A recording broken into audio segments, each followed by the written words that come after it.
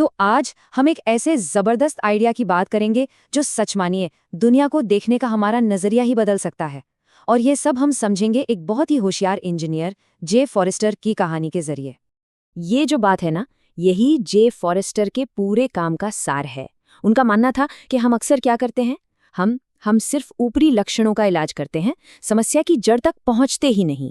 और उनकी पूरी जिंदगी की खोज समझिए इसी जड़ को ढूंढ निकालने की थी। अच्छा, फॉरेस्टर्स के इस कमाल के आइडिया को समझने के लिए हमें पहले उनकी करियर में आए एक बहुत ही हैरान कर देने वाले मोड़ को देखना होगा। देखिए, जे फॉरेस्टर कोई मामूली इंजीनियर नहीं थे। अरे वो तो शुरुआती कंप्यूटिंग की दुनिया की एक टाइटन थे, एक दिग्गज। उन्होंने ही रैम मेमोरी का आविष्कार किया था। जी हाँ, वही तकनीक जिसने दशकों तक पूरी डिजिटल दुनिया को पावर दी। तो यहाँ एक बड़ा सवाल उठता है, कोई इंसान जो अपने फील्ड के टॉप पर हो, जो कंप्यूटर की ABCD सब समझता हो, वो अचानक मशीनों को छोड़कर इंसानों के सिस्टम मतलब मैनेजमेंट की दुनिया में क्यों कूद पड़ेगा? आखिर क्यों? इसका जवाब छिपा है दुनिया को देखने के एक बिल्कुल ही नए, एक क्रांतिकारी नजरिए में। एक ऐसा तरीका जिसे फॉरेस्टर ने नाम दिया सिस्टम डायनामिक्स। अब ये सिस्टम डायनामिक्स है क्या? देखिए, ये सिर्फ ये नहीं देखता कि क्या हो रहा है, नहीं, ये गहराई में जाकर ये समझने की कोशिश करता है कि क्यों हो रहा है। ये एक तरह से हमें पर्दे के पीछे ले जाता है, उन ढांचों को दिखाता है जो असल में सारे नतीजों को कंट्रोल कर रहे हैं। इसके सेंटर में हैं दो तरह के फीडबैक लूप्स। पहला है रेनफोर्सिंग लूप।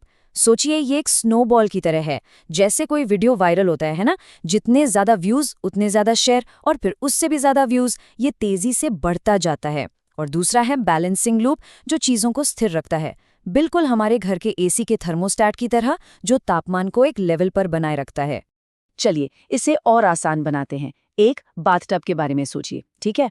अब टब में जो पानी भरा हुआ है वो है स्टॉक, जैसे किसी कंपनी के गोदाम का माल। नल से जो पानी आ रहा है वो है इनफ्लो, मतलब नया प्रोडक्शन। और नाली से जो पानी बाहर जा रहा है वो है आउटफ्लो, यानी जो सामान बिक गया। सिस्टम डायनामिक्स बस इन तीनों के बीच के खेल को ही समझता है। तो अब जब हम ये बेसिक समझ गए हैं, चलिए देखते हैं कि ये थ्योरी असल दुनिया की एक बहुत बड़ी और बहुत ही दिलचस्प समस्या को कैसे समझाती है। एक ऐसी समस्या जिसका नाम खुद फॉरेस्टर ने ही दिया था। इसका नाम है बुलविप इफेक्ट। अब इसमें होता क्या है? होता यह है कि जब कस्टमर की डिमांड में जरा सा भी बदलाव आता है ना, तो वो छोटा सा बदलाव सप्लाई चेन में ऊपर जाते जाते एक विशाल खतरनाक लहर में बदल जाता है, बिल्कुल किसी चाबुक की नोक की तरह। इसे समझाने के लिए फॉरेस्टर ने एक बहुत ही सिंपल सप्लाई चेन का मॉडल लिया। सबसे पहले कस्टमर, फिर रिटेलर, उसके बाद डिस्ट्रीब्यूटर और आखिर में फैक्ट्री। अब मान लीजिए एक रिटेलर नोटिस करता है कि किसी प्रोडक्ट की डिमांड बस 10% बढ़ गई है। सुनने में तो ये कोई बड़ी बात नहीं लगती, सही कहा ना? लेकिन वो रिटेलर क्या सोचता है? वो सोचता है, अरे कहीं माल कम ना पड़ जाए। तो वो भविष्य की चिंता में और ये सोचकर कि सप्लाई आने में देर लगेगी, अपने डिस्ट्रीब्यूटर को सीधा 40% ज्यादा का ऑर्डर दे देता है, सेफ साइड रहने के लिए। और सोचिए, जब तक ये ऑर्डर का सिग्नल घूम घूम कर फैक्ट्री तक पहुंचता है, वो 10% का छोटा सा उछाल 100% की जबरदस्त बढ़त में बदल चुका होता है। यही है बुलविप इफेक्ट। ये किसी की गलती नहीं है, ये सिस्टम के डिजाइन की वजह से पैदा हुई एक बहुत बड़ी समस्या है। और बस यहीं से कहानी एक बहुत ही बड़ा, एक जबरदस्त मोड़ लेती है। फॉरेस्टर के दिमाग में एक सवाल आया, अगर ये सिस्टम डायनामिक्स एक कंपनी की सप्लाई चेन को समझ सकता है, तो क्या ये पूरी दुनिया के सिस्टम को भी मैप कर सकता है?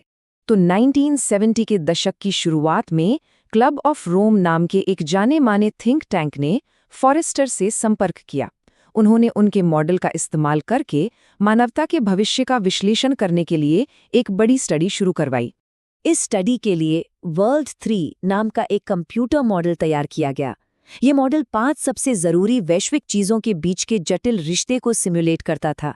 हमारी बढ़ती आबादी, खाने का उत्पादन, इंडस्ट्रियलाइजेशन, बढ़ता हुआ प्रदूषण और हमारे खत्म होते प्राकृतिक संसाधन। और जो नतीजा सामने आया वो सच में होश उड़ा देने वाला था। मॉडल ने एक सीधी और साफ चेतावनी दी, अगर दुनिया ऐसे ही चलती रही तो अगले 100 सालों के अंदर ही हमारा विकास अपनी हदों से टकराकर ढह जाएगा। ये पूरी रिपोर्ट एक किताब में छापी गई जिसका नाम था द लिमिट्स टू ग्रोथ। इस रिपोर्ट के आते ही दुनिया भर में मानो एक भूचाल आ गया। जबरदस्त बहस छिड़ गई। लेकिन कहानी यहाँ खत्म नहीं होती। कई आलोचकों ने इसे बहुत ज्यादा निराशावादी बताकर खारिज कर दिया।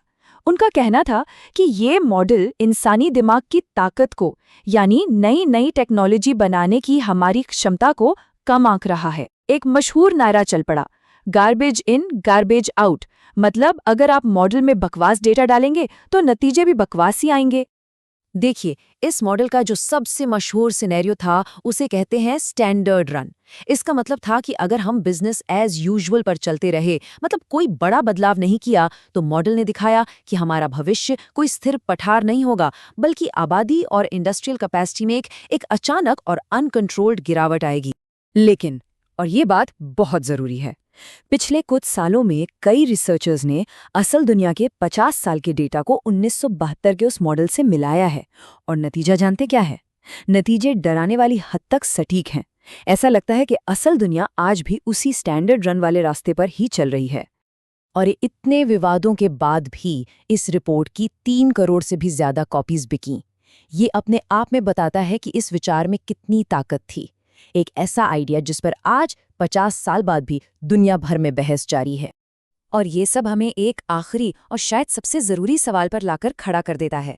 फॉरेस्टर के मॉडल ने हमें उस सिस्टम का एक नक्शा तो दे दिया जिसमें हम सब जी रहे हैं, लेकिन किसी सिस्टम को समझ लेना एक बात है और उस सिस्टम को बदलने की इच्छा शक्ति रखना बिल्कुल दूसरी बात। सवाल ये है कि क्या हम में वो इच्छा शक्ति है?